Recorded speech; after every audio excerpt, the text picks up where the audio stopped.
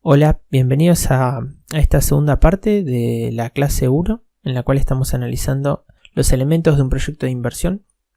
Recordemos que en el video anterior habíamos analizado el primer elemento, que es la inversión inicial, y nos había quedado pendiente ver el resto de los elementos, que son el flujo de fondos, la tasa de descuento y el plazo o vida. Flujo de fondos, la tasa de descuento y el plazo o vida económica del proyecto. Pero antes que nada hagamos una pequeña recapitulación respecto a cómo habíamos establecido los elementos de un proyecto. En el primer video habíamos hecho una especie de planteamiento teórico en el cual alguien nos estaría ofreciendo incorporarnos a un determinado proyecto y nos habíamos preguntado qué elementos tendríamos que considerar para determinar si invertimos o no en ese proyecto. En general habíamos visto que las preguntas que haríamos tendrían que ver con distintas cuestiones. Por ejemplo, cuánto dinero tendríamos que invertir en el proyecto, qué flujos de fondos generaría el proyecto, qué ingresos generaría el proyecto, cuál es el plazo de vida que tiene el proyecto y por último, cuál sería la tasa o cuál sería el retorno que tiene ese proyecto y el riesgo que implicaría realizar la inversión. Con lo cual, de alguna manera, al plantear cuáles son las preguntas que un potencial inversor se haría a la hora de invertir, estamos de alguna manera ya configurando estos 4 elementos de un proyecto de inversión. Habíamos visto las consideraciones que hay que tomar en cuenta respecto a la inversión inicial y vamos a ver ahora lo que tiene que ver con el flujo de fondos. Bueno, por supuesto dijimos que un proyecto tiene que generar ingresos a futuro, dejando de lado las podríamos llamar inversiones filantrópicas, digamos. Un proyecto en general requiere ingresos y requiere que la inversión inicial se recupere y genere una rentabilidad. Por lo tanto, vamos a tener que de alguna manera dimensionar cuáles son los ingresos potenciales que va a generar el proyecto. Y por otro lado, un factor importante es que no es lo mismo si el proyecto genera ingresos en el corto plazo, por ejemplo, respecto de si lo genera en un mediano plazo o si lo genera en el largo plazo. Esto implica la necesidad de construir un flujo de fondos, es decir, estos ingresos alocarlos en el tiempo. Es decir, en el primer periodo va a generar una X cantidad de ingresos, en el segundo periodo otra X cantidad de ingresos, etc. La idea para analizar cómo haríamos esta alocación, tenemos que considerar que hasta el momento de alguna manera estuvimos igualando dos conceptos o asimilando dos conceptos que son en esencia diferentes. Uno es el concepto de ingreso y el segundo el concepto de flujo de fondos. Hacer esta distinción es muy importante porque si bien un estado de resultados, por ejemplo, nos está mostrando las ganancias que tiene una compañía o que puede tener un proyecto, el elemento que se va a utilizar para evaluar si un proyecto es bueno o no es el flujo de fondos, es decir, si el proyecto genera o no caja y en qué periodo va a generar los retornos en términos de efectivo de la inversión que se realizó. Por lo tanto, a la hora de evaluar un proyecto, lo que vamos a estar considerando es no cuánta ganancia el proyecto generó en un periodo determinado, sino cuánta caja el proyecto pudo generar en ese periodo. Para analizar esto, pensemos en un ejemplo concreto. Si fuéramos accionistas de una empresa, querríamos, por supuesto, que esta empresa nos pague dividendos. Ahora supongamos que al cierre de un determinado ejercicio, la empresa nos muestra en su estado de resultados que tuvo una rentabilidad de 10 millones de pesos. Seguramente nosotros querramos obtener un dividendo que corresponde a esos 10 millones de pesos. Sin embargo, nos podríamos encontrar con la situación en la cual la empresa no estaría en condiciones de distribuir ningún dividendo. Uno se preguntaría, ¿por qué puede darse esto? Bueno, esto puede darse porque la ganancia contable no necesariamente se va a traducir en flujos de efectivo, por lo menos no en el mismo periodo en el cual la ganancia se produce, porque esa ganancia podría estar invertida en diferentes rubros de la empresa, en capital de trabajo y por lo tanto los retornos, digamos en términos de caja, no se van a producir en el mismo periodo en el cual la ganancia se genera. Con lo cual, cuando lo miramos desde el punto de vista de un inversor, lo que interesa en definitiva es si el proyecto va a generar flujos de caja y en qué periodo lo va a hacer, y no tanto en qué periodo va a generar ganancia. Si bien es cierto que desde un punto de vista estrictamente contable el resultado contable y el flujo de fondos deberían tender a igualarse en el largo plazo, esto no implica de que sean iguales para determinado periodo. Y como la evaluación de un proyecto de inversión se basa en los momentos en los que se genera el efectivo, es importante a la hora de construir el flujo de fondos tener una perspectiva de lo percibido y no de lo devengado, que es lo que se considera para construir un estado de resultados. Por lo tanto, un flujo de fondos va a ser una estimación del efectivo que va a ingresar o egresar de un proyecto en un periodo de tiempo determinado.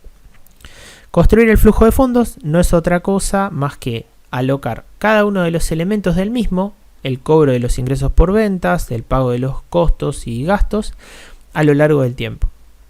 Y este flujo de fondos, en definitiva, va a ser un flujo de fondos en términos netos. Es decir, va a considerar los ingresos de caja por un lado y les va a restar los egresos de caja que el proyecto genere en ese mismo periodo. ¿Cómo vamos a determinar estos flujos de fondos positivos que va a generar el proyecto a lo largo del tiempo? Vamos a tener que considerar los ingresos por ventas de bienes o servicios que el proyecto va a generar. En general, va a depender por supuesto de cada proyecto. El precio al que estos bienes o servicios se vayan a comercializar y la política de cobros que la empresa o el inversor o el proyecto va a tener respecto a cada uno de estos bienes o servicios. Por supuesto, si vendemos un producto y el cobro se va a producir a, por ejemplo, 90 días, a la hora de construir el flujo de fondos tendremos que tener en cuenta este elemento y no considerar la fecha en la que el bien o servicio se va a comercializar. Por el lado de los costos, vamos a tener que considerar todos los egresos, los costos de operación, los costos generales y también los costos de oportunidad que el proyecto tiene. Un costo de oportunidad es un beneficio que se está dejando de percibir cuando se abandona la opción de usar los recursos para otra oportunidad de negocio que la empresa podría tener. Para estimar cuáles son los costos operativos, vamos a tener que considerar aquellos costos generales que va a tener el proyecto, necesarios para que el proyecto funcione, que son independientes de la cantidad producida, podríamos decir costos fijos, y los costos variables que se van a medir usualmente en términos de unidades productivas, por ejemplo, litros de combustible por unidad, jornales por unidad producida, etc. Y en función a los requerimientos que haya de producción y el precio de cada uno de estos elementos de costo, se va a determinar el costo de todos los insumos que se van a utilizar en el proceso productivo.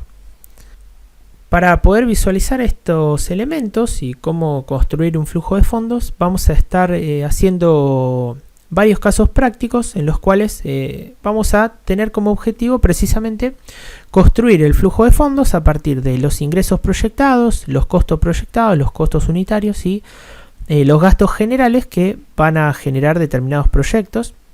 Y en línea con esto vamos a buscar obtener cuál sería el flujo neto de cada uno de ellos. Bueno, vamos a profundizar un poco estos conceptos que tienen que ver con la diferencia entre lo que es flujo de fondos y estado de resultados. Esta diferencia es importante porque usualmente existe la posibilidad de proyectar el flujo de fondos que va a tener una empresa o un determinado proyecto a partir de resultados contables históricos. Pero para poder hacer esto se necesita tener muy en clara la diferencia entre lo devengado y lo percibido para poder realizar los ajustes necesarios para convertir la información contable en flujos de fondos estimados a futuro. El resultado contable se expresa en un cuadro que se denomina estado de resultados, el cual se realiza según un principio que es el principio del devengado.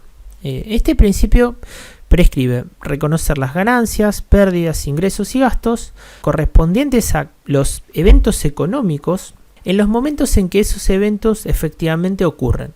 En cambio, un flujo de fondos se va a realizar de acuerdo con un principio que se denomina el principio de lo percibido, según el cual se van a considerar los ingresos y egresos en el momento en que se perciben o se pagan. Por ejemplo, en este cuadro podemos ver algunos ejemplos de cada uno de estos criterios. En la primera fila podemos ver la primera situación, se vende un lote de 1000 unidades del producto A y esto se va a cobrar a 60 días. Bueno, de acuerdo con el principio de lo devengado, cuando ese hecho efectivamente ocurre, cuando se vende este lote, y por lo tanto se registra un ingreso por ventas en el momento en que la venta se concreta con el cliente. Podríamos decir en el momento en que el cliente recibe de conformidad esta mercadería. En ese momento, el cuadro de resultados contable va a estar reflejando un ingreso por la venta y un costo que tiene que ver con el costo de mercadería vendida en el mismo momento en que se perfecciona la venta. En cambio, de acuerdo con el criterio de lo percibido, tendríamos que considerar el costo de ventas en el momento en que pagamos a los proveedores y el ingreso por la venta en el momento en que cobramos esta venta del cliente, lo cual en este ejemplo se produciría 60 días después de concretada la venta. En la segunda fila podemos ver otro ejemplo bastante gráfico. La empresa pierde un juicio. Bueno, en el momento que pierde un juicio, según el principio de lo devengado, se va a reconocer una pérdida en el momento en que la sentencia ya está firme o cuando, de acuerdo con la opinión de un letrado, es muy probable que esta sentencia sea desfavorable. En cambio, de acuerdo con el principio de lo percibido, la pérdida, por decirlo de alguna manera, se reconocería en el momento en el que efectivamente hay que pagar este juicio. En la tercera fila podemos ver otro ejemplo, ¿no? Se adquiere un vehículo para utilizar en el negocio. De acuerdo con el principio de lo devengado, el gasto por el uso de este vehículo se va a producir a lo largo del tiempo. En la medida que ese vehículo vaya siendo utilizado en el tiempo, se va a ir reconociendo una pérdida por el uso que se le está dando. Mientras que, de acuerdo con el principio de lo percibido, el egreso se produce en el momento en que se paga al proveedor por la compra de este vehículo.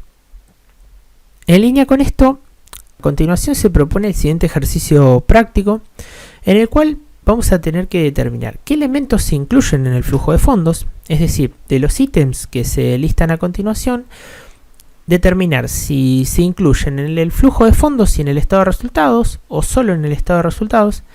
Y por otro lado, considerar si se incluyen por el mismo importe en el flujo de fondos o en el estado de resultados. Lo que propongo es pausar el video, intentar resolverlo, considerando si este ítem se refleja en ambas columnas y en caso de que haya alguna diferencia entre una y otra, ¿cuál podría ser esta diferencia? Una vez que despausen el video, van a poder ver la solución del cuadro.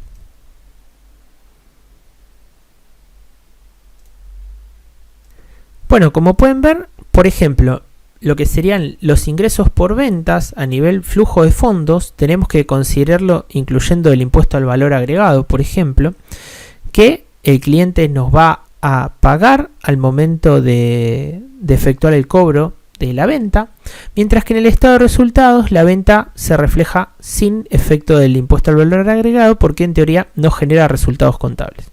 Por otro, y digo en teoría con cierto fundamento, digamos. Por otro lado, los costos variables tendríamos que considerarlos de la misma manera para el flujo de fondos con el efecto del impuesto al valor agregado y en el estado de resultados sin el efecto del impuesto al valor agregado. Los impuestos variables, por ejemplo, como en el caso del impuesto sobre los ingresos brutos, tenemos que considerar la fecha en que este impuesto se paga, usualmente 30 días después de devengada la venta, mientras que en el estado de resultados vamos a considerarlo en el mismo mes en el que la venta se produce y el impuesto se devenga correspondientemente. El pago de salarios, lo mismo, a nivel flujo de fondos se refleja en el momento que se paga, usualmente al mes siguiente, mientras que en el estado de resultados se van a reflejar en el mes en el que la persona trabajó. Las amortizaciones contables a nivel flujo de fondos no se van a considerar porque se va a considerar directamente la compra o la reposición del bien de uso, como se observa en la fila siguiente, mientras que en el estado de resultados se van a considerar las amortizaciones de los bienes y las compras no se van a reflejar como un egreso o una pérdida porque a nivel de estado de resultados las compras de bienes de uso se consideran, no tienen ningún efecto a nivel resultados. Las retenciones a nivel flujo de fondos se van a considerar, mientras que a nivel resultados se van a netear. Los aranceles de importación se van a incluir en ambos casos, por ejemplo. Y el último ítem, que plantea una revaluación contable, no va a tener efecto a nivel flujos de fondos, pero sí a nivel estado de resultados. Una revaluación contable, por ejemplo, podría ser la situación en la cual valuamos un determinado bien, supongamos un terreno, a valores de mercado y los valores de mercado aumentan. En este caso, este incremento de los valores de mercado se va a ver reflejado en el estado de resultados porque el terreno ha adquirido un valor mayor y estamos valuando a valor de mercado, pero a nivel flujo de fondos no tiene ningún efecto. Ahora bien, puntualmente de los elementos que acabamos de ver, podríamos decir que una de las principales diferencias tiene que ver con las amortizaciones y las compras de bienes de uso, o lo que usualmente se denomina CAPEX. Porque hay otras diferencias que, si bien son importantes, no generan diferencias tan significativas entre el estado de resultados y el flujo de fondos. Por ejemplo, si estuviéramos construyendo un flujo de fondos a 5 años y tenemos proyectado que vamos a vender los productos a un plazo de, por ejemplo, 30 días y vamos a pagar los proveedores a 30 o 60 días. Si bien existe una diferencia entre la fecha en que se va a vender y la fecha en que se va a cobrar, esa diferencia de 30 días no sería tan significativa como la diferencia que puede darse, por ejemplo, en las amortizaciones y las inversiones de bienes de uso. Podríamos, por ejemplo, tener que invertir los bienes de uso en el año 1 y esos bienes utilizarlos durante 2 o 3 o 4 años sin realizar nuevas inversiones. Por lo tanto, la diferencia entre el estado de resultados y el flujo de fondos a nivel inversiones de bienes de uso sería muy significativa. A nivel de estado de resultados veríamos que año a año tenemos un gasto por amortizaciones, mientras que a nivel flujo de fondos toda la inversión se estaría realizando el primer año. En cambio, la diferencia que se plantearía entre las ventas y los cobros sería, por ejemplo, en el primer ejercicio tendríamos ventas por 12 meses y cobros por 11 meses, quedando el último mes a cobrar al año siguiente. Y cuando proyectamos eso en un periodo largo, el efecto no es tan importante como el que tienen las amortizaciones o las provisiones. Para poder visualizar más concretamente la importancia de las amortizaciones, veamos un ejemplo práctico. Supongamos que, como se plantea en la filmina, poseemos un taxi y su costo es de 300.000 pesos. Supongamos que es el costo del vehículo y olvidemos por un momento el costo de lo que se denomina usualmente la chapa necesaria para poder trabajar. Y consideramos además que este vehículo tiene una vida útil de 5 años. Supongamos que producimos ingresos anuales por 50.000 pesos y los costos anuales de mantenimiento, salarios, etcétera, fuera de 20.000 pesos. Podríamos preguntarnos en este caso cuánto ganamos por año. Bueno, si no consideráramos las amortizaciones, podríamos decir que la ganancia anual por operar este taxi es de 30.000 pesos anuales, porque tendríamos ingresos por ventas de 50.000 y costos de 20.000. Sin embargo, cuando analizamos las amortizaciones, nos damos cuenta de que el resultado es negativo, porque como la vida útil del vehículo es de 5 años y su costo es 300.000, tenemos que tomar en cuenta que cada año que estamos operando con este taxi, esos 300.000 se desgastan al menos una quinta parte y por lo tanto el resultado de operar este vehículo es negativo. Esto nos marca la importancia de considerar las amortizaciones a nivel contable, porque en este ejemplo, si no las consideráramos, el estado de resultados nos estaría mostrando que estamos teniendo una ganancia, cuando en realidad esa ganancia, si consideramos el consumo que estamos teniendo de los activos fijos, termina siendo una pérdida. Otra forma de verlo sería pensar que la amortización es de alguna manera una provisión que se realiza para poder reponer los activos fijos necesarios para que la compañía funcione a futuro. Y es importante poder realizar esta provisión contable no en el momento en que las compras se producen, es decir, no en el momento en que se produce el egreso de fondos, sino en el momento en el que se produce el consumo o el desgaste de los activos fijos.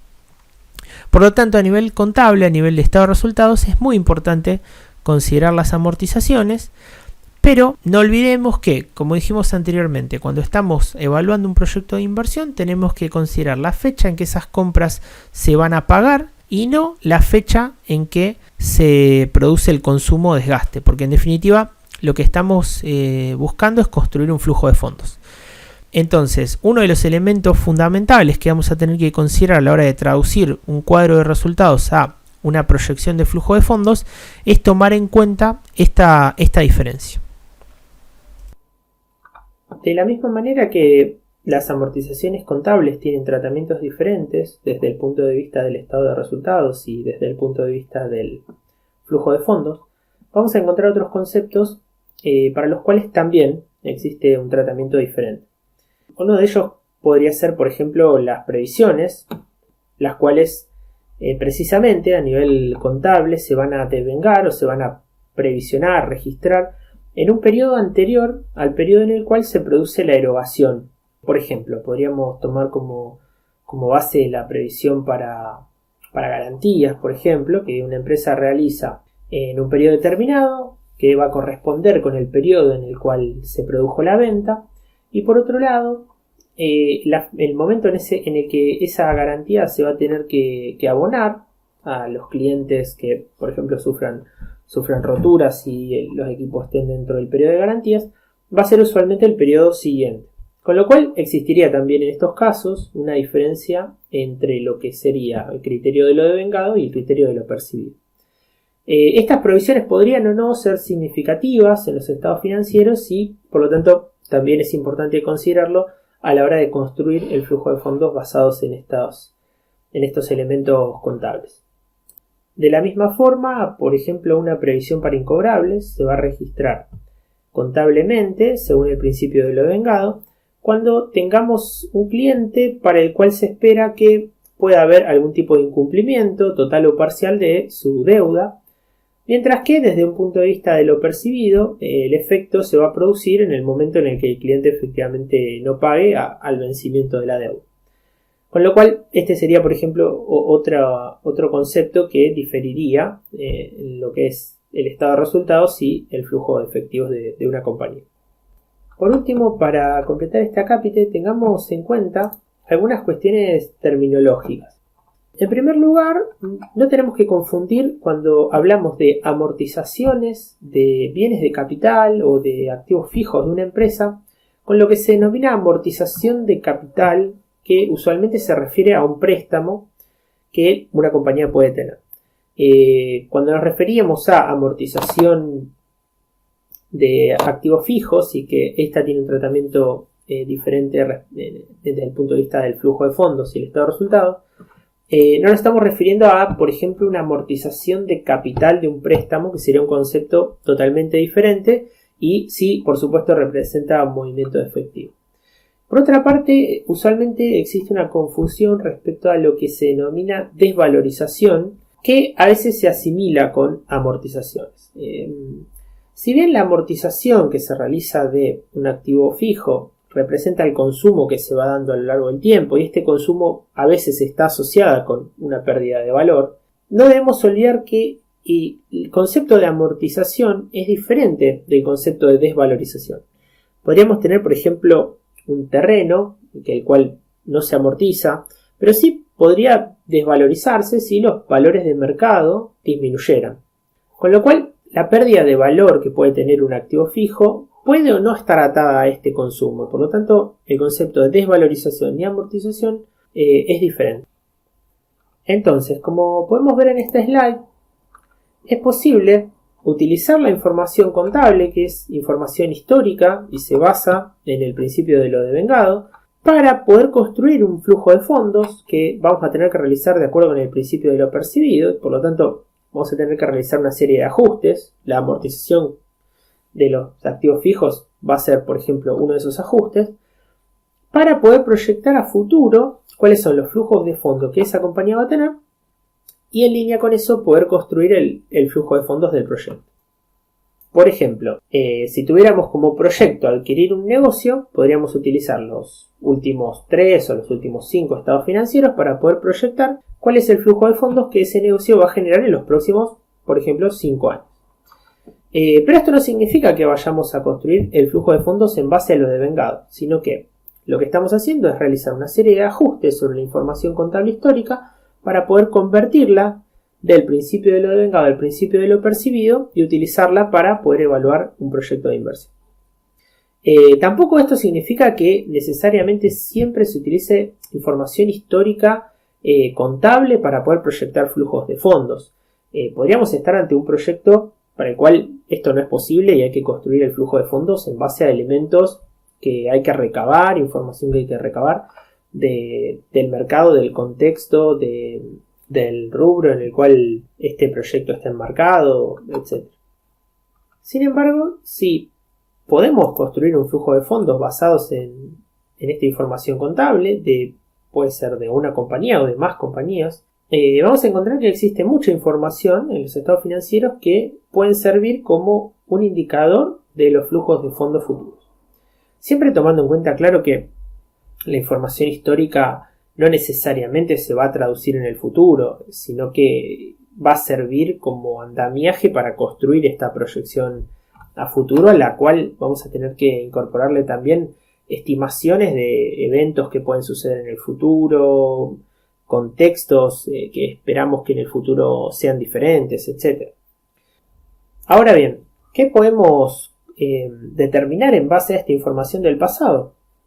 Bueno, por ejemplo, podríamos analizar cómo han venido evolucionando las ventas, si las ventas del negocio o negocios que estamos analizando crecieron o no, si estas ventas fueron variables o fueron relativamente estables, qué factores afectaron la venta, si hay variaciones en el mix de productos que la empresa comercializa o el mix de productos es relativamente estable, cuáles son los márgenes de venta, si los márgenes de venta en periodos anteriores se mantuvieron relativamente fijos o tuvieron que modificarse en base a diferentes factores, cuál es la contribución marginal que tiene este negocio. Los saldos de deudores por venta y deudas comerciales nos permitirían estimar cuáles son los ciclos de cobro y cuáles son los ciclos de pago, lo cual va a servir para proyectar los flujos de fondos futuros. Los saldos de efectivo a una determinada fecha pueden darnos una idea de cuáles son los flujos necesarios para que funcione la tesorería de una compañía, es decir, el efectivo que normalmente siempre está en forma líquida. Los días de inventario también se pueden obtener de los estados financieros, lo cual nos va a hablar de cuáles son los stocks mínimos que la compañía necesita para poder operar, y esto nos va a hablar del capital de trabajo necesario y, bueno, una serie de variables que podríamos obtener de la información pasada. Por otro lado, también a veces es interesante analizar el mismo flujo de fondos pasado para poder construir el flujo de fondos a futuro. Un estado de flujo de fondos, que también se incluye dentro de la información contable, nos permite realizar diferentes análisis. Por ejemplo, nos permite ver si la empresa realiza inversiones, qué flujos obtiene para su financiamiento, cuáles son los flujos de las operaciones de esta compañía. Y en algunos casos puede también ser importante como un indicador a la hora de construir los flujos de caja futuros. En línea con esto, en la siguiente presentación podemos ver 3 estados de flujo efectivos, los de la compañía A, B y C, en los cuales hubo el mismo incremento neto del efectivo en el periodo de 30, pero con diferentes importes en sus subrubros de actividades de operación, de inversión o de financiación. La propuesta en este caso es analizar estos estados de flujo y pensar qué conclusiones podemos extraer de la información que nos están proveyendo. Para esto pueden tomarse un minuto pausando el video y hacer alguna anotación respecto a qué información podríamos obtener de estos estados. Luego, en la sección de casos prácticos vamos a abordar de nuevo este caso para ver entre todos qué conclusiones podríamos obtener. También en esa sección vamos a encontrar un estado financiero de una compañía, el cual vamos a tener que construir en un flujo de caja proyectado para poder aplicar conceptualmente en la práctica estos ajustes que deberíamos hacer. Tengamos presente que dependiendo del proyecto podremos basarnos principalmente en la información histórica de la empresa o la industria o no. Es decir, no en todas las situaciones en las cuales vamos a tener que evaluar un proyecto, la información de base para el proyecto se va a poder estimar sobre bases históricas. Especialmente si se trata, por ejemplo, de una línea de negocios nueva. Pero también, de la misma manera, existen situaciones en las cuales la información histórica, que generalmente es contable, va a servir de base para la proyección. En este punto podemos realizar una pequeña digresión metodológica para notar de que normalmente cuando utilizamos métodos de evaluación de proyectos nos referimos al descuento de flujos de fondos y también, como vimos hace un momento, es importante establecer las diferencias entre el principio del devengado y el principio de lo percibido y también tener en claro que a la hora de evaluar un proyecto tenemos que considerar el flujo de caja y no los resultados contables. Sin embargo, nos vamos a encontrar con proyectos, sobre todo cuando tienen cierta envergadura o cuando estamos hablando de un negocio nuevo, para los cuales encontramos proyecciones no solo del flujo de fondos, sino además del estado de resultados y de los saldos contables que podría tener este nuevo proyecto a futuro. A esto se le llama estados contables proyectados y en general cuando vemos estas proyecciones podemos caer en la confusión de pensar que tenemos que realizar para evaluar un proyecto necesariamente una proyección de todos los saldos contables. Como vimos anteriormente, lo importante para evaluar un proyecto es el descuento de flujos de fondos. Sin embargo, esto no significa que no sea posible e incluso deseable en algunos casos realizar una proyección de otros saldos, tanto los saldos patrimoniales como los saldos de resultados que va a tener este proyecto nuevo negocio. Esto es muy útil en algunos casos porque permite detectar la consistencia que tiene el flujo de fondos. Es decir, si proyectamos a futuro un flujo de fondos y un estado de resultados y estos son muy diferentes o podemos notar inconsistencias graves entre uno y otro, esto nos daría la pauta de que la proyección de flujo de fondo tiene alguna inconsistencia porque no estaría cruzando, digamos, con esta proyección de estado de resultados. Lo mismo respecto a los saldos patrimoniales. Cuando proyectamos saldos patrimoniales a futuro, estos saldos se van a mover. Por ejemplo, en función a los resultados que los afectan y en función a los flujos de fondos que podrían también afectarlos. Tomemos como ejemplo las cuentas por cobrar. Las cuentas por cobrar van a ir aumentando paulatinamente en relación con las ventas, es decir, con una cuenta del estado de resultados, y van a ir disminuyendo a medida que esas cuentas por cobrar se van precisamente cobrando, que sería una partida del flujo de fondos. Si existe alguna inconsistencia entre el estado de resultados proyectado y el flujo de fondos proyectado, esto se va a ver reflejado, por lo tanto, en una cuenta patrimonial que o bien va a subir, digamos, de valor inconsistentemente o de forma poco razonable, o puede llegar a ser, por ejemplo, negativa, y esto nos estaría indicando de que la proyección de flujos de fondo o la proyección de resultados está teniendo alguna inconsistencia. Por lo tanto, para proyectos de cierta envergadura hasta puede ser interesante proyectar saldos patrimoniales y de resultados para analizar la consistencia que tiene el flujo proyectado. Esto no significa de que esta cuestión metodológica tenga que ver de alguna manera con lo que vamos a evaluar a continuación, que son los métodos de evaluación de proyectos. Siempre estamos basándonos en el flujo de fondos para evaluar el rendimiento que tiene un proyecto de inversión. Ahora bien, cuando estamos proyectando flujos de fondos, una de las cuestiones que normalmente nos vamos a preguntar es qué tan fiable es esta proyección, qué probabilidad de ocurrencia tiene esta proyección y si el contexto, por ejemplo, afecta en una medida importante o no el cálculo que estamos realizando. Podríamos encontrarnos con contextos muy volátiles a nivel país, a nivel rubro de negocios o por diferentes cuestiones que hacen que sea más complejo realizar una proyección o que las variables de esta proyección puedan cambiar significativamente. ¿Cómo se puede solucionar esto? Bueno, Una cuestión que podemos considerar en principio sería tener en claro que no es necesario armar un único flujo de fondos, sino que podemos utilizar diferentes flujos basándonos, por ejemplo, en distintos escenarios. Un escenario donde tenemos una mayor venta, un escenario donde los costos se mantienen constantes, un escenario donde aumentan significativamente por inflación, etc.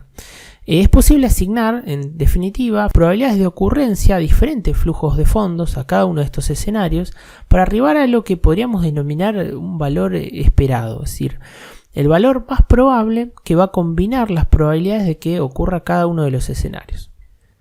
En este ejemplo podemos ver claramente esta idea.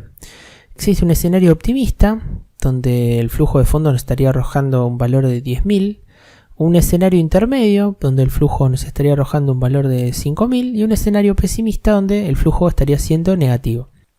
¿Por qué podría darse esto? Bueno, porque por ejemplo podrían variar las ventas en cada uno de los escenarios, variar los costos, variar la inflación, una serie de variables, lo cual vamos a profundizar también cuando hagamos análisis de sensibilidad. Y a su vez a cada uno de los escenarios le asignamos una probabilidad de ocurrencia. El primer escenario un 40%, al segundo un 30% y al tercero también un 30%. Si pensamos cuál es el escenario más probable, tendríamos que decir que es el escenario optimista, ya que tiene la mayor probabilidad de ocurrencia, que es un 40% en este caso. Esto implica que sería razonable tomar un flujo de 10.000. Bueno, esto sería discutible, digamos, porque la probabilidad de los otros dos escenarios combinada es mayor que la probabilidad del escenario optimista.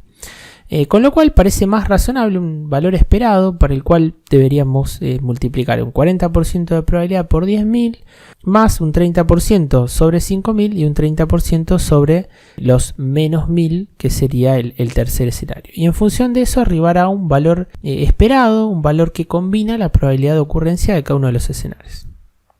Esto nos va acercando de alguna manera a una idea muy importante que tenemos que considerar, que es la idea de que una mayor variabilidad que podrían tener los flujos de fondos tiene que ver con el riesgo de un proyecto. Es decir, imaginemos para este caso que la brecha entre el escenario optimista, que es el de flujos de fondos de 10.000, y el escenario pesimista, que es de menos 1.000, fuera más pequeña. Es decir, en un escenario optimista el flujo de fondos fuera 10.000 y en un escenario pesimista fuera 9.000. En esa situación podríamos, decir que el riesgo es mucho más bajo, porque si bien las variables podrían cambiar, es más probable que el flujo esté en un rango positivo o en un rango que no tiene una variabilidad alta.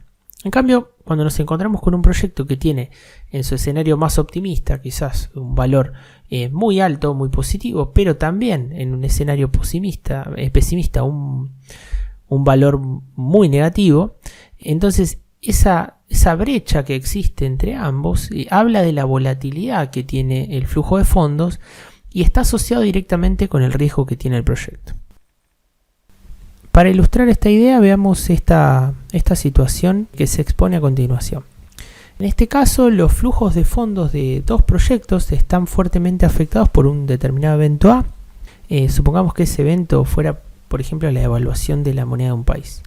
En ambos casos la inversión inicial vamos a suponer que es igual y la probabilidad de que suceda cada uno de los eventos, es decir, que suceda el evento A o el evento no A, vamos a suponer que es un 50% de probabilidad.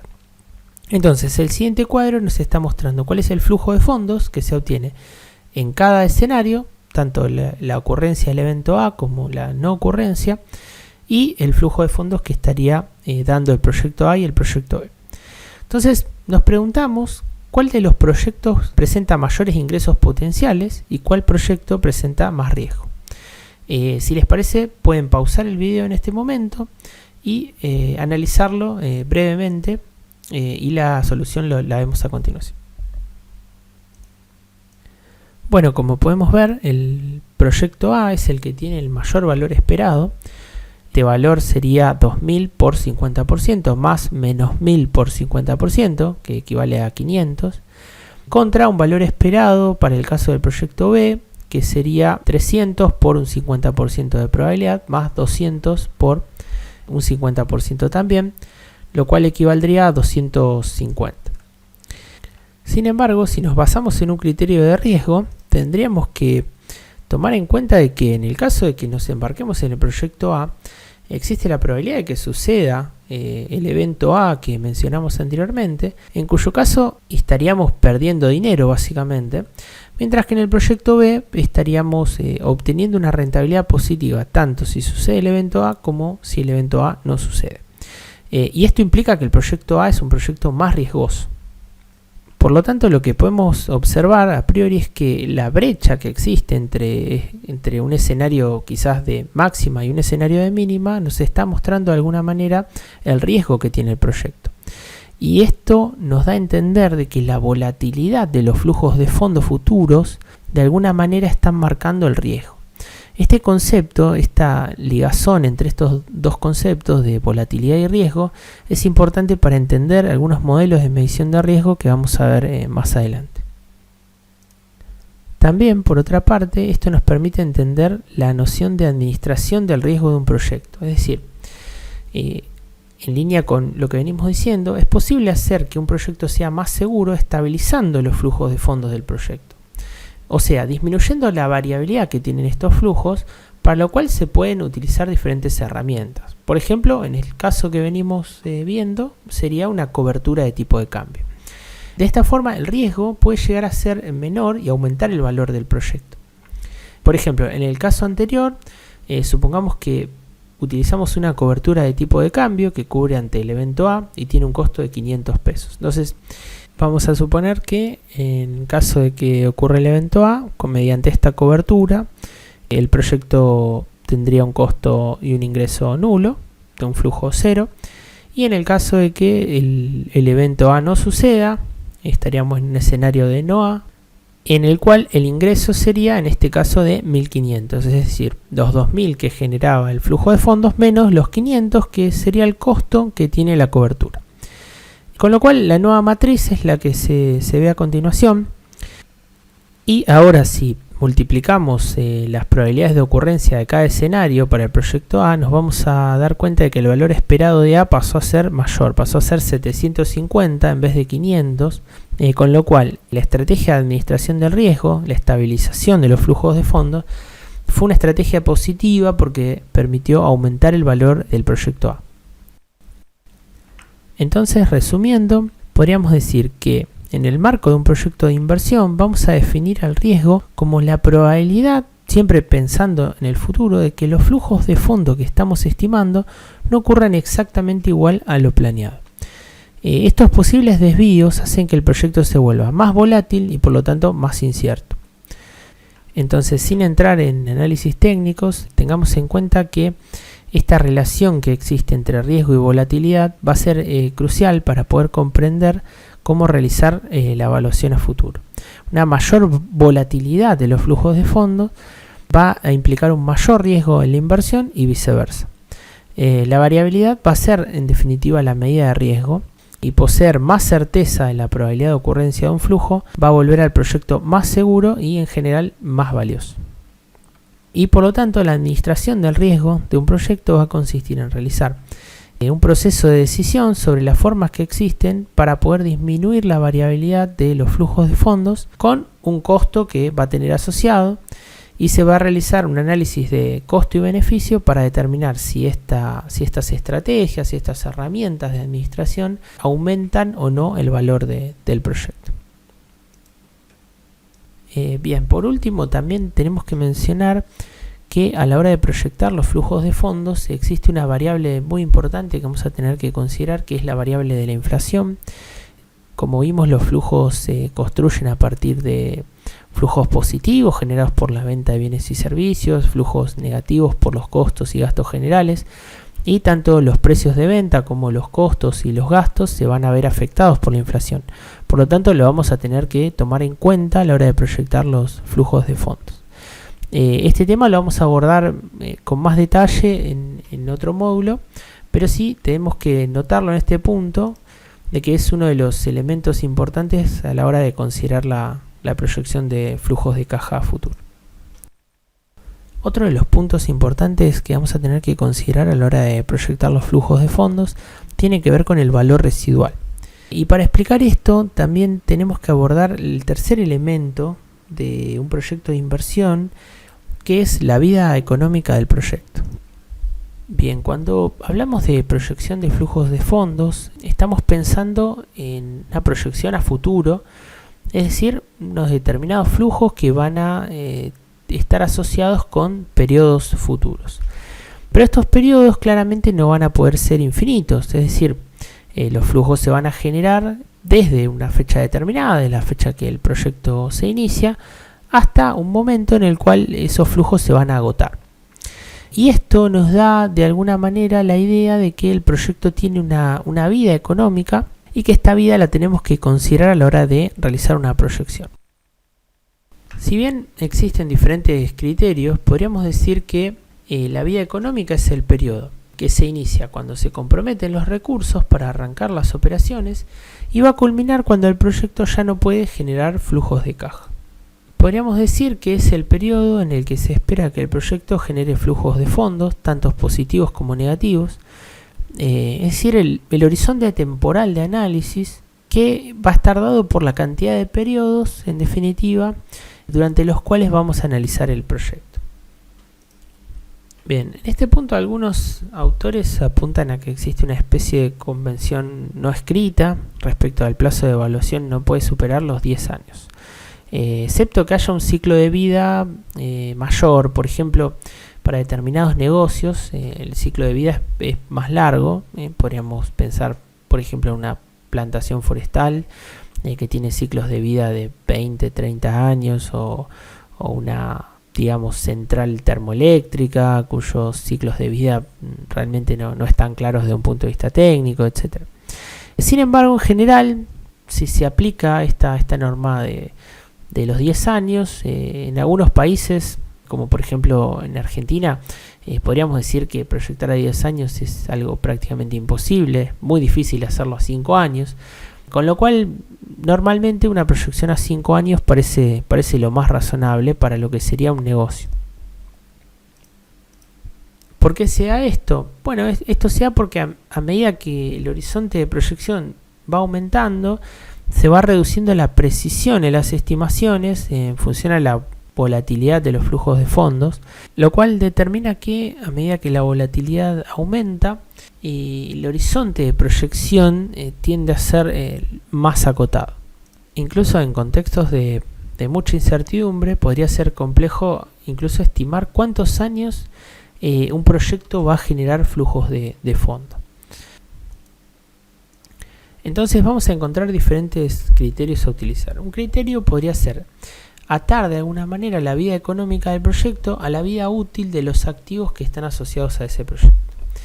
También podría haber un criterio propio del inversor, es decir, supongamos tengo la concesión de un bar por 5 años, entonces el proyecto va a tener como plazo el tiempo de la concesión, que es el tiempo en el que yo planeo invertir, e incluso aunque concibo la posibilidad de que esa concesión se renueve, esto no lo tengo claro y decido hacer mi análisis por el tiempo que tengo la concesión. Entonces en este caso estaríamos de alguna manera teniendo un criterio que estaría más enfocado en el punto de vista del inversor.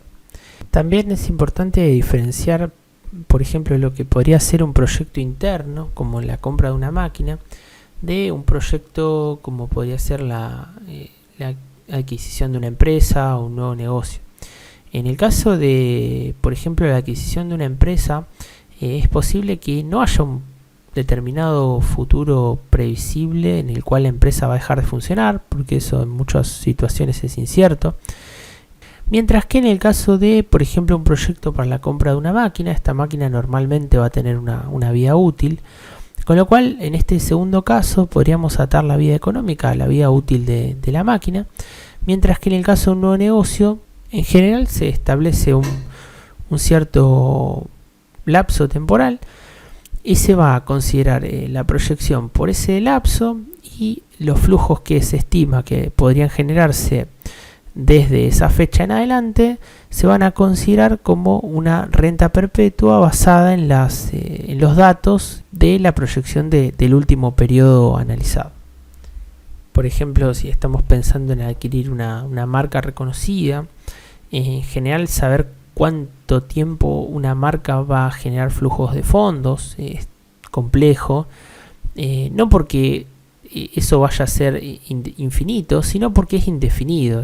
No existe normalmente una fecha a partir de la cual es probable que esa marca deje de tener valor, para lo cual en estos casos en general se realiza una proyección por un determinado tiempo, y de ese periodo en adelante se considera una renta perpetua en base a la información que se puede recabar en el momento en que se realiza la proyección. Para afianzar estos conceptos, veamos por ejemplo el siguiente caso. Tenemos que Juan es taxista, tiene 55 años y decide jubilarse a los 65 años. Su vehículo puede durar como máximo 7 años, es la vida útil del vehículo, y la municipalidad pide que los vehículos se cambien obligatoriamente cada 5 años. Entonces podríamos preguntarnos a qué plazo descontaríamos los flujos de fondos del taxi si estuviéramos analizando este proyecto desde el punto de vista de Juan. Entonces, bueno, en este punto se puede pausar el video y vemos la solución también a continuación. Bien, en principio no deberíamos hacerlo solo porque los bienes del proyecto van a terminar la vida útil en un plazo determinado, porque podríamos reemplazar estos bienes, es decir, desde el punto de vista de Juan, que es taxista y quizá quiere analizar cuáles son los flujos de fondos que va a generar esta actividad en 10 años y compararlo con otro costo de oportunidad, podríamos realizar este análisis en un plazo de 10 años y considerar que al cabo de 5 años reemplazaríamos el vehículo actual por un nuevo vehículo y colocar un flujo negativo por la compra del vehículo nuevo.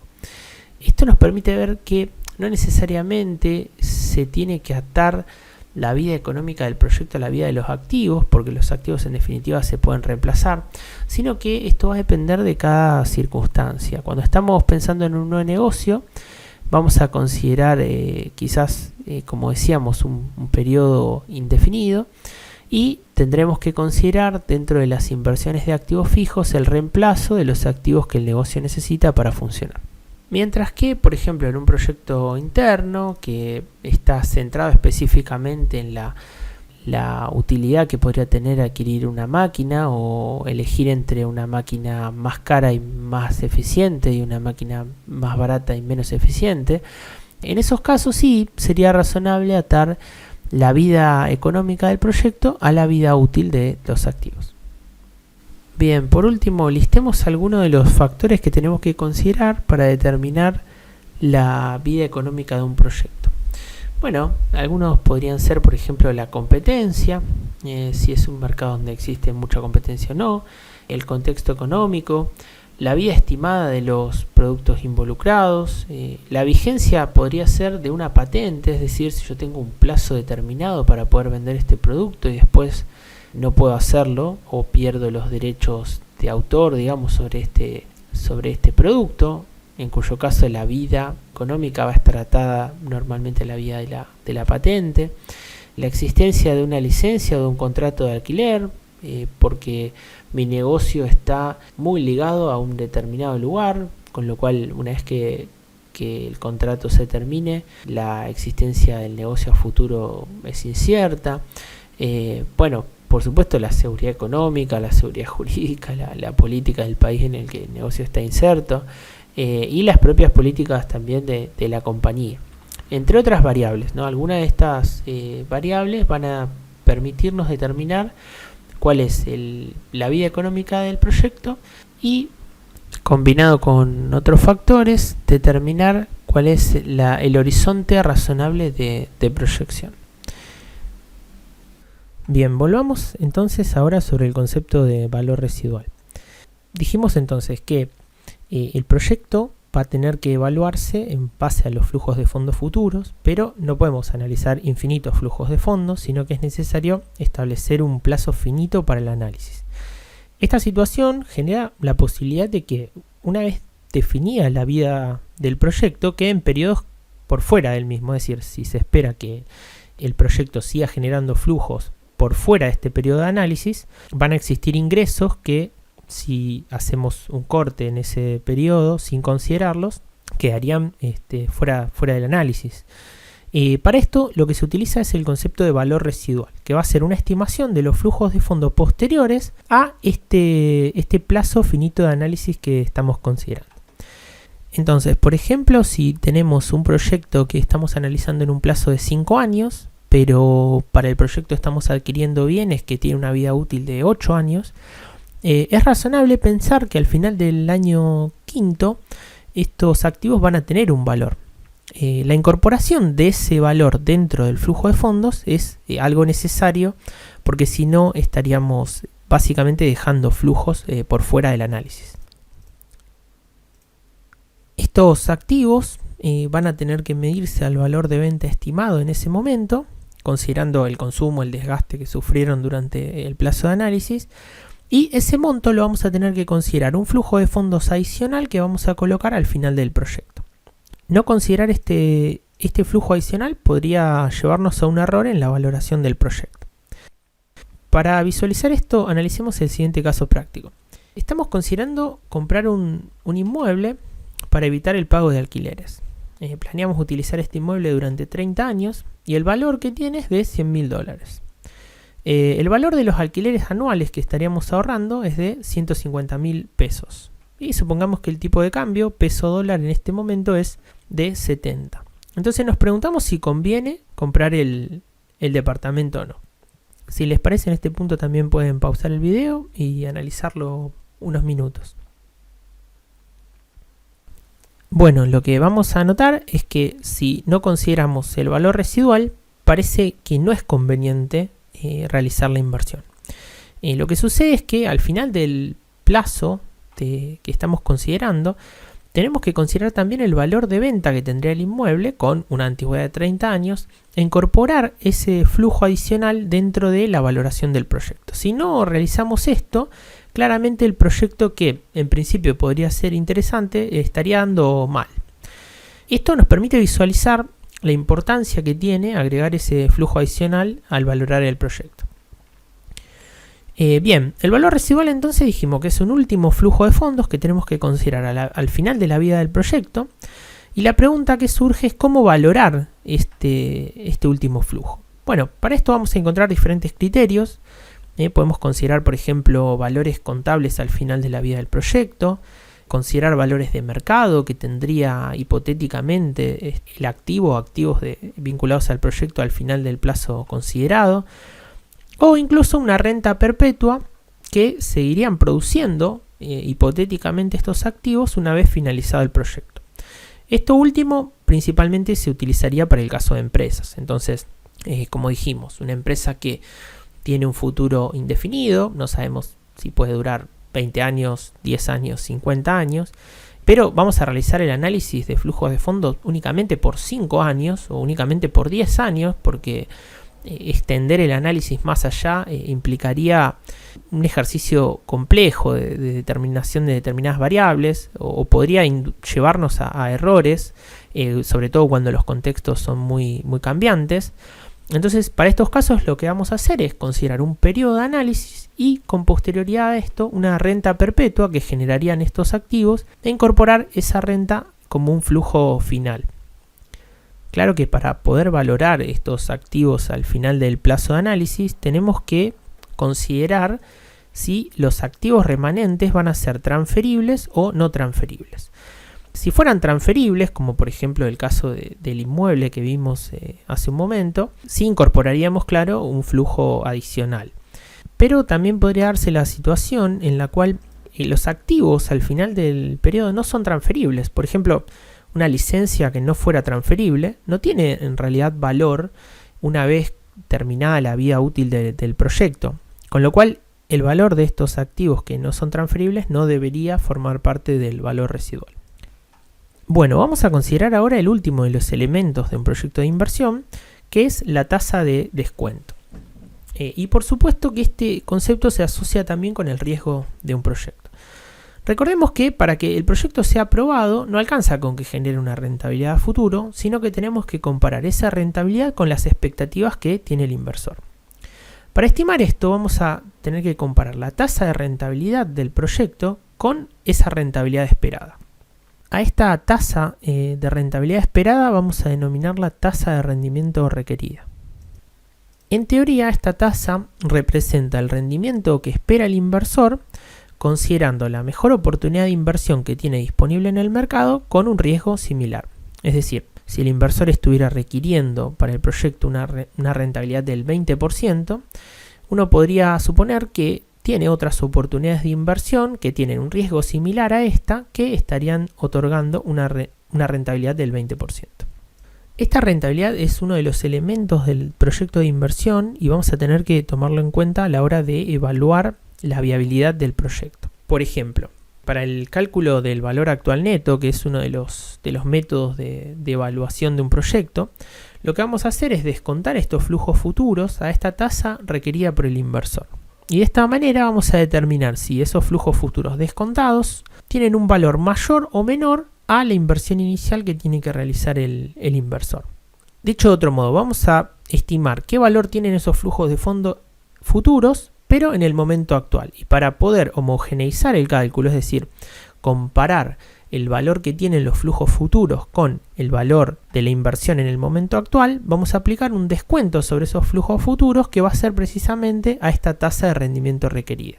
Y de esta manera lo que estamos haciendo es homogeneizar dos momentos diferentes en el tiempo para poder realizar una comparación.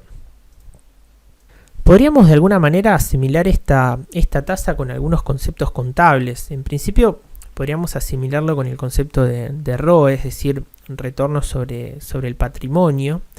Sin embargo, esta tasa de rendimiento requerida se diferenciaría del ROE, que se define en principio contablemente, mientras que acá estaríamos considerando el riesgo que tiene el proyecto y consideraciones de mercado. Esta tasa se puede determinar de manera subjetiva a través de la experiencia del inversor o por informes de cámaras industriales, o también es posible utilizar métodos matemáticos que vamos a ver en unidades siguientes, que son por ejemplo el KPM, para determinar cuál debería ser la tasa que el inversor estaría requiriendo para la inversión. Vamos a profundizar sobre esta cuestión en otras clases, pero por el momento tengamos en cuenta que esta tasa podría, digamos, ser, por ejemplo, una tasa mínima que pide el inversor para una determinada inversión, que se basa en sus propios parámetros, digamos. Por ejemplo, el inversor podría establecer, bueno, para entrar en este proyecto con este riesgo, requiero un mínimo de un X%. Bueno, en ese caso, la tasa de rendimiento vendría dada por un criterio particular del inversor. Otro escenario podría ser que estemos analizando un proyecto desde el punto de vista de una empresa. Entonces la empresa tiene un costo de financiamiento, es decir, para obtener los fondos para volcar este proyecto, los podría obtener a una tasa X, digamos. Supongamos que la empresa se puede financiar a un 25%, entonces podríamos tomar esta tasa como parámetro, es decir, la empresa le va a requerir al proyecto que como mínimo pague la tasa a la cual tiene que financiarse. Otro escenario podría ser el de un inversor que tiene diferentes opciones para invertir, entonces la tasa de rendimiento va a venir dada por el costo de oportunidad, es decir, por ejemplo, el inversor tiene la posibilidad de volcar los fondos en un plazo fijo que rinde un 20% anual y se le presenta la posibilidad de invertir en un proyecto que supongamos tiene un riesgo similar. Entonces podríamos plantear que ese rendimiento que tendría el plazo fijo sería el costo de oportunidad que tendría el inversor por volcar su inversión en este proyecto y considerar eso como una base o un piso para la tasa de rendimiento requerida. Y a su vez, si el proyecto tiene un riesgo mayor, es probable que el inversor tome como consideración una tasa de una oportunidad con un riesgo menor y incremente esa tasa para compensar el mayor riesgo que tendría el proyecto. Todo esto lo vamos a ver con mayor detalle en otras clases. Bien, de esta manera concluimos la primera clase básicamente, en la cual vimos cuáles son los elementos básicos de un proyecto de inversión. Y para concluir vamos a analizar algunas cuestiones vinculadas con la clasificación o los tipos de proyecto Con lo cual estaríamos cerrando lo que tiene que ver con una introducción al tema, y en la segunda clase vamos a pasar ya a ver los métodos de evaluación de un proyecto de inversión concretamente. Vayamos entonces a analizar algunas ideas vinculadas con la clasificación de proyectos. Existen en principio diferentes clasificaciones posibles. Una clasificación muy importante es la que tiene que ver con si un proyecto es de base cero o incremental. Un ejemplo de un proyecto base cero sería, por ejemplo, cuando estamos evaluando crear una nueva empresa. Entonces todos los flujos de fondos los vamos a tener que construir desde cero, podríamos decir.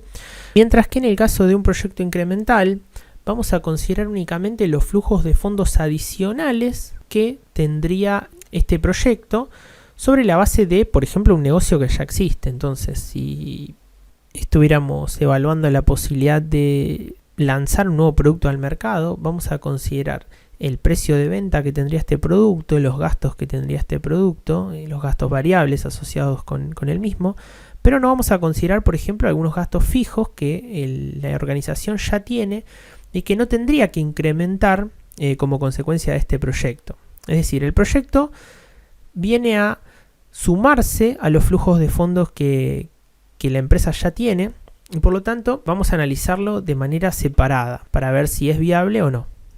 Dicho de otro modo, en el caso de un proyecto base cero vamos a analizar todos los flujos de fondos, mientras que en el caso de un proyecto incremental solo vamos a analizar cómo el proyecto modifica los flujos de fondos que ya existen.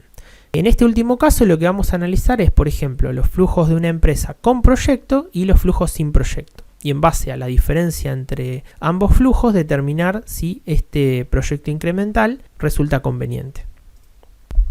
Para visualizar esto pensemos en algunos ejemplos. Tenemos una planta productiva que se encuentra dentro de un predio en el cual hay una empresa que ya está funcionando y tiene por supuesto ingresos, gastos fijos, gastos variables, etc.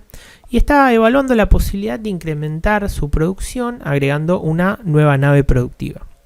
En este caso, el flujo de fondos de este proyecto va a ser incremental, es decir, vamos a considerar los flujos de fondos por los egresos vinculados con la construcción de esta nueva nave, los flujos de fondos por los ingresos por la producción adicional que podríamos lograr, pero no deberíamos tomar en cuenta, por ejemplo, la seguridad del predio, porque esta seguridad ya se está abonando con el funcionamiento que la empresa tiene ya actualmente y no sería un costo incremental. Y de la misma manera habría otros costos fijos que no incrementarían por el hecho de incrementar la producción agregando una nueva nave. Con lo cual, a la hora de analizar el flujo de fondos con proyecto y sin proyecto, estos gastos estarían en ambos flujos y por lo tanto no formarían parte de este nuevo proyecto que se está evaluando. Otro ejemplo podría ser, por ejemplo, si estamos analizando incorporar un nuevo producto, no necesitaríamos en principio tomar un nuevo jefe de impuestos, porque, por ejemplo, ya lo tenemos y en principio agregar un nuevo producto no debería incrementar el costo de análisis impositivo, o podría incrementarlo únicamente en horas extras, pero no en una persona adicional. Con lo cual, el costo que tiene el asesoramiento de impuestos en principio no estaría afectado por este nuevo proyecto. Estos son únicamente algunos ejemplos, pero podría haber muchos otros. El punto central es determinar que para los proyectos incrementales únicamente consideramos dentro de los flujos precisamente los flujos de ingresos y egresos incrementales. Otra clasificación común de los proyectos tiene que ver con su grado de dependencia. Proyectos independientes son aquellos cuyos resultados no se influencian entre sí y emprender un proyecto no afecta el resultado de otros proyectos. Mientras que en el caso de los proyectos dependientes, los resultados de un proyecto pueden afectar a otros proyectos y estos relacionarse entre sí. Los proyectos dependientes, además, según el grado de dependencia, se pueden clasificar en indispensables, es decir, tienen una dependencia total entre sí. Los resultados de un proyecto están totalmente condicionados por la realización de otro proyecto u otros proyectos. Proyectos complementarios para los cuales la realización de un proyecto potencia los resultados de otro proyecto, es decir, los dos proyectos juntos se complementan. Proyectos sustitutivos, donde el emprendimiento de un proyecto a la inversa disminuye los resultados de otro proyecto. Proyectos mutuamente excluyentes, donde la realización de un proyecto elimina directamente la posibilidad de realizar otro proyecto. Esto es importante tomarlo en cuenta porque puede haber situaciones en las cuales estamos evaluando más de un proyecto y estos proyectos se interrelacionan entre sí, con lo cual vamos a tener que realizar un análisis integral. Existen otras clasificaciones, alguna quizás más técnica tienen que ver con si el flujo de fondos es convencional o no convencional. En general se denomina flujos de fondos convencionales aquellos en los cuales existe una sucesión de flujos de fondos con signo generalmente negativo al principio y después, con posterioridad, los flujos de fondos empiezan a ser positivos. Esto se llama convencional porque en general los proyectos tienen una inversión al principio, que puede ser en un lapso de tiempo determinado, y incluso al principio podrían generar pérdidas y con posterioridad empiezan a recuperar la inversión, y ese esquema podríamos denominarlo tradicional, para lo cual en general hay una única TIR que tiene el proyecto, es decir, una única tasa de rendimiento interna. Mientras que existen otros proyectos que se denominan no convencionales, en los cuales este esquema tradicional se rompe, y puede partir o no de un flujo negativo, o puede haber alternancia de flujos negativos y positivos, y podemos encontrarnos con la situación matemática para la cual no existe una única TIR para el proyecto, y por lo tanto ese criterio, digamos, no va a servir para evaluar un proyecto no convencional. Bueno, por último vamos a analizar una cuestión que tiene que ver con la clasificación y que es importante para poder continuarlo en las clases siguientes, y tiene que ver con la posibilidad de clasificar los proyectos en función al riesgo que estos tienen. Vamos a ver un ejemplo, ¿no? Se trata en este caso de dos proyectos que tienen una misma inversión inicial de 1000, pero los retornos son diferentes. Uno nos deja un retorno de 6000 y otro nos deja un retorno de 5000. El que da un retorno menor podríamos pensar que es un plazo fijo en dólares, que es menos riesgoso que el proyecto en pesos, ya que está cubierto ante diferentes situaciones, como puede ser por ejemplo una devaluación. Entonces en esta situación lo que nos planteamos es si directamente conviene el proyecto que tiene más retorno o esto no es tan así. Bueno, claramente existe un proyecto que tiene más retorno pero tiene más riesgo también. Con lo cual, lo que podemos observar al realizar esta clasificación es que la decisión va a depender no solamente de la rentabilidad que tiene un proyecto, sino también del riesgo. Veamos, por ejemplo, otro caso. En este segundo caso, el proyecto 2 genera también más flujos de fondo, pero por sus características normalmente conllevaría mayor riesgo de fracaso, en caso de que, en este caso, la investigación que se está emprendiendo no logre resultados satisfactorios. Entonces, en línea con esto, lo que tenemos que preguntarnos es si realmente son comparables dos proyectos que tienen riesgo diferente. Y en principio, lo que vamos a apreciar es que no se pueden comparar proyectos que tienen riesgos diferentes únicamente basándonos en la rentabilidad que tienen. Esa dificultad para comparar proyectos de riesgos diferentes implica la necesidad de realizar también una clasificación para poder comparar proyectos que tienen riesgos similares o buscar un método que nos permita homogeneizar esa comparación que vamos a analizar en otras clases. Pero dentro de lo que sería este tema de clasificar proyectos, podríamos decir que una clasificación posible sería la de hacerlo precisamente en función al riesgo para poder comparar proyectos que estén dentro de un grupo de riesgo similar. Bien, con esto concluimos la clase inicial, que consiste en estos dos videos, en la cual vimos básicamente en qué consiste un proyecto de inversión y cuáles son los elementos básicos de un proyecto. Con esto ya podríamos realizar un análisis de los métodos que se utilizan generalmente para evaluar un proyecto y determinar si el proyecto es conveniente o no, y eso es lo que vamos a ver en la próxima clase. Bien, recuerden que en las sesiones presenciales o de chat podemos abordar cualquier duda que surja respecto a esto y profundizar alguno de los temas. Y también vamos a estar subiendo en la página algunos ejercicios prácticos vinculados con estos temas. Muchas gracias y nos vemos la próxima clase.